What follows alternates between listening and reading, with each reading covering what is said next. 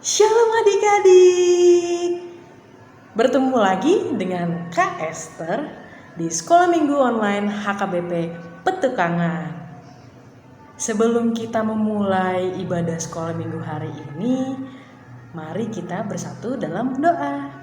Lipat tangannya, tutup matanya, kita berdoa. Tuhan Yesus, terima kasih karena Tuhan telah melindungi kami hingga saat ini. Tuhan, sebentar kami ingin memulai ibadah sekolah minggu kami. Berkati kami Tuhan, biarlah kami dapat mempelajari semua firman-Mu dan melaksanakannya dalam hidup kami. Terima kasih Tuhan, hanya di dalam nama anak-Mu Yesus Kristus kami telah berdoa dan mengucap syukur. Amin. Nah adik-adik, hari ini firman Tuhan diambil dari Injil Lukas, betul.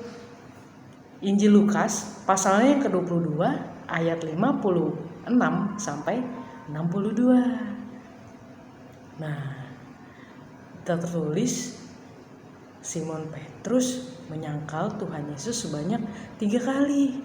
Kakak, menyangkal apa sih?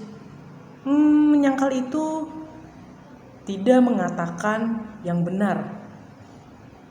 Atau kalau zaman sekarang bisa dibilang seperti berbohong adik-adik.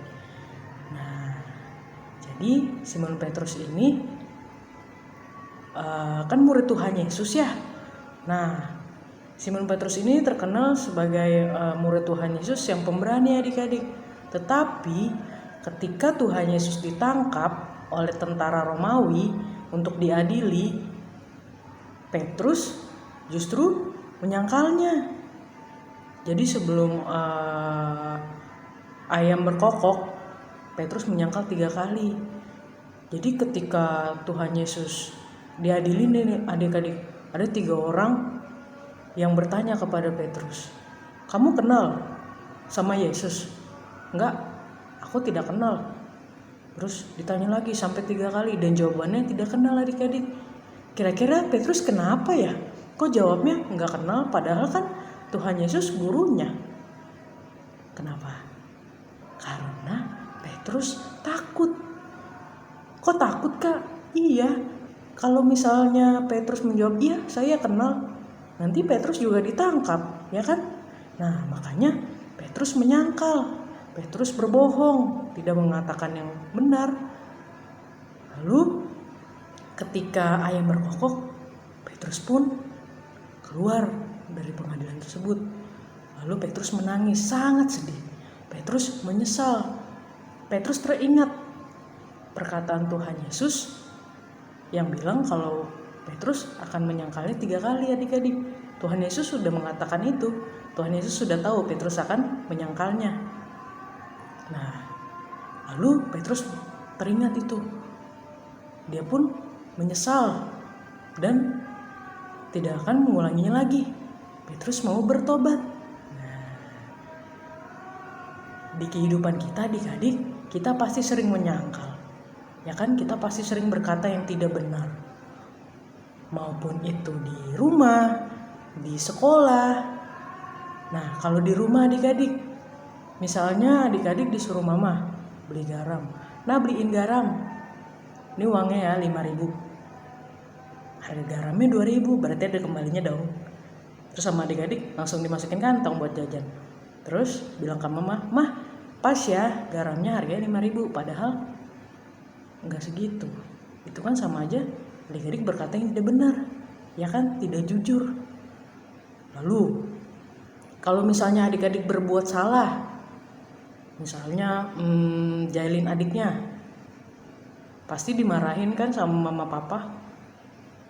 Tapi adik-adik, mama sama papa marahin adik-adik bukan berarti mama sama papa gak sayang sama adik-adik. Justru karena mama sama papa sayang, makanya adik-adik ditegur supaya tidak mengulanginya lagi. Tapi kalau sudah ditegur, jangan, "Iya mah, aku janji gak ngulangin lagi." Tapi janjinya cuma janji doang. Besoknya masih aja ngisengin adiknya. Nggak boleh gitu ya. Ketika adik-adik sudah berjanji, sudah minta maaf dan tidak akan mengulanginya lagi harus ditepati.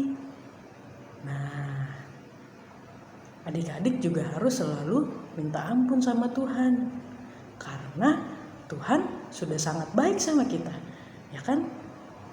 Manusia itu tidak pernah luput dari dosa, adik-adik. Tuhan Yesus sudah mati di kayu salib untuk menebus dosa-dosa kita.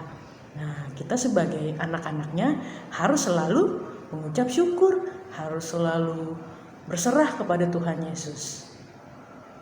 Jadi ketika adik-adik dalam kondisi yang kepepet, misalnya juga nih temennya lagi ulangan nanyain jawaban nomor segini dong, misalnya gitu. Nah, adik-adik gak boleh kasih ya, itu namanya menjerumuskan temennya. Nah, jadi Tuhan mau kita anak-anaknya seperti Petrus. Petrus kan muridnya, kita pun juga murid Tuhan Yesus kan, kita anak-anak Tuhan Yesus. Nah, Tuhan Yesus mau kita selalu berkata yang benar, selalu menyampaikan kabar berita yang baik-baik. Tidak boleh anak Tuhan Yesus berbohong, ya. Nah, kakak punya tugas nih adik-adik. Sehabis ibadah ini, adik-adik tulis ya nanti di kertas perbuatan-perbuatan baik yang dilakukan selama 1 minggu. Jadi minggu depan dikumpulin ke wali kelasnya, oke? Nah, jadi firman Tuhan hari ini mengajarkan kita untuk menjadi pelaku kebenaran, berlaku yang sesuai dengan kehendak Tuhan. Kehendak Tuhan tidak ada yang tidak baik, baik semua pasti, ya kan? Nah, supaya hidup kita selalu diberkati oleh Tuhan dan selalu berserah kepada Tuhan, minta ampun. Minta ampunnya lewat mana, Kak? Lewat mana? Berdoa. Jadi ketika berdoa, adik-adik harus selalu minta ampun. Tuhan, ampuni dosaku. Aku manusia lemah, tapi aku percaya Tuhan selalu beserta aku. Ya adik-adik, jadi berserah sama Tuhan. Nah, adik-adik, cukup sampai di sini untuk pembelajaran firman Tuhan hari ini. Kita ketemu minggu depan ya. Sebelum kita menutup ibadah kita mau bersatu dalam doa ya. Lipat tangannya, tutup matanya, kita berdoa. Tuhan Yesus yang baik, terima kasih Tuhan atas penyertaan Tuhan di dalam hidup kami.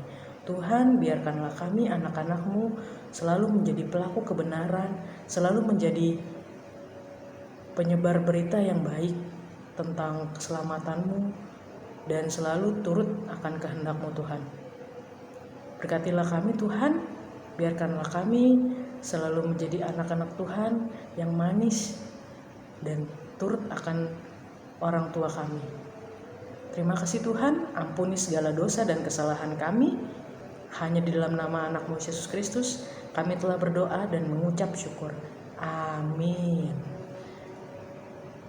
Adik-adik, sebelum kita berpisah, kita ngapain dulu nih biasanya? Bernyanyi. Yuk, lagunya nih harus semangat ya. Judulnya Majulah Laskar Kristus. Jadi kita harus menjadi Laskar Kristus yang selalu menjadi pelaku kebenaran. Oke, sampai bertemu di sekolah minggu online minggu depan. Dadah. Selamat hari Minggu, Tuhan Yesus memberkati.